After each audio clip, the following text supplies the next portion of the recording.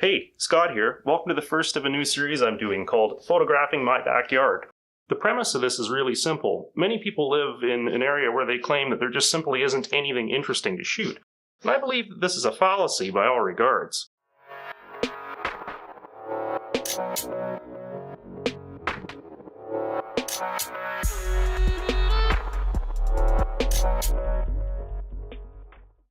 So I'm going to do some quick shoots in and around where I live, which is considered to not be an interesting place in regards to photography by many people. However, I think that if I do this, I'm going to find that there is places that I can shoot that are interesting. It's going to make me a better photographer, hopefully, and I might even discover more about where I actually live. Today is really cold. Cold enough to really limit where I am willing to go and what I'm willing to do, so I'm going to limit myself mostly to driving around.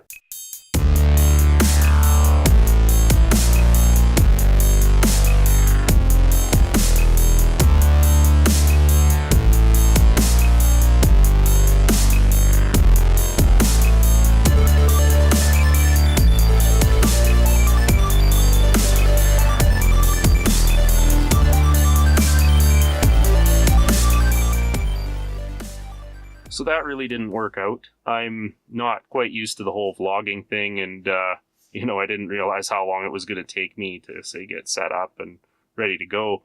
So by the time I was actually out the door, it was already quite late, and I went and tried to find some higher ground to get a good shot of the sun setting and all that, and realized that, guess what, I didn't have enough gas in my Jeep to even do that.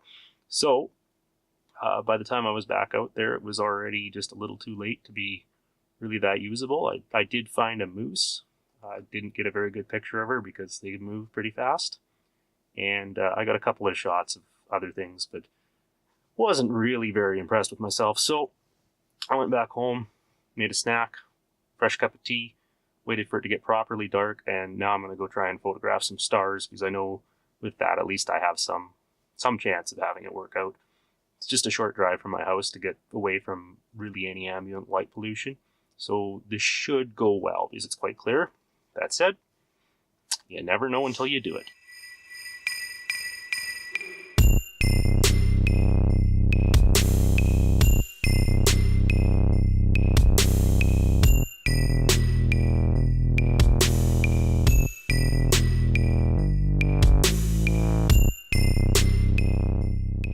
So I think that worked. Hopefully it did. I am really, really cold. Like, that was quite uncomfortable, but that's what you got to do sometimes to try and get a shot. And I did screw up the first time around. I did have the VR on, which I didn't really realize until I was looking at them on the camera. And well, go at them, see how they look. So I got those pictures back on the computer and edited a bit, and they look okay. This is the part where I'm going to talk about what I did wrong and why things didn't work. As far as the actual star pictures go, my lens is what really holds me back. It only goes to f5. That's the fastest that it is, and that's just not really good enough. You can bump the ISO up. Things get really noisy if you do that, or you could go for a longer exposure than 25 seconds, but you'll start to see the stars trail if you do that. So what I got is about as good as what I can get with my gear. You can see that there was light pollution, which I think actually adds to it in my case because I can't really get really spectacular shots of just the stars. As far as actually doing the whole vlogging thing, there was a lot that I learned here. One thing I really got to stop doing is shooting in this living room when the lighting in it is as poor as it is.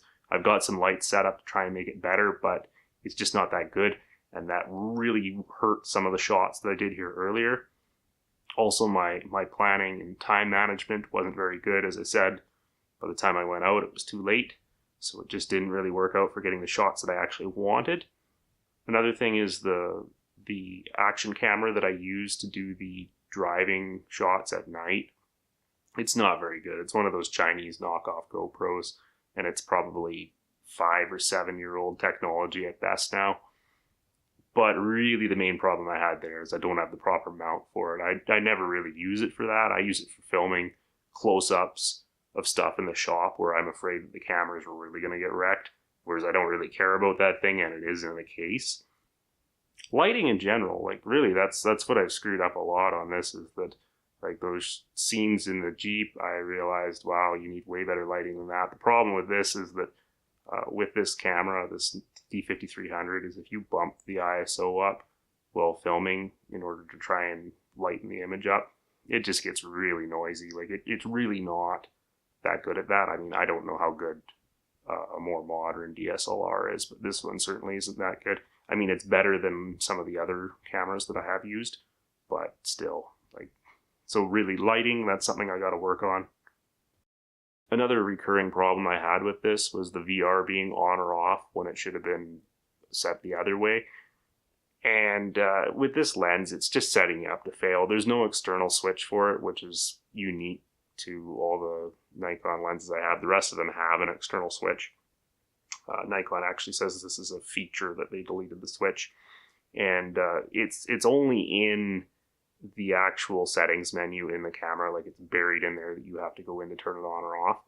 And it doesn't show on the live view screen or anything like that if the VR is on or off. So there's not really a lot to clue you into it until it's kind of too late.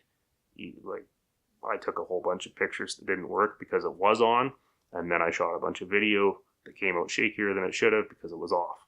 So, you know what? Live and learn. I'll pay more attention to it. Like I said, I'd like to replace this lens anyways. It's a little inadequate for what I do. Beyond that, I'm sure I did a bunch of other things wrong. If anybody actually watches this, you know, you can tell me in the comments. I don't have much in the way of ego. Watch my introduction video to the channel if you really want to understand.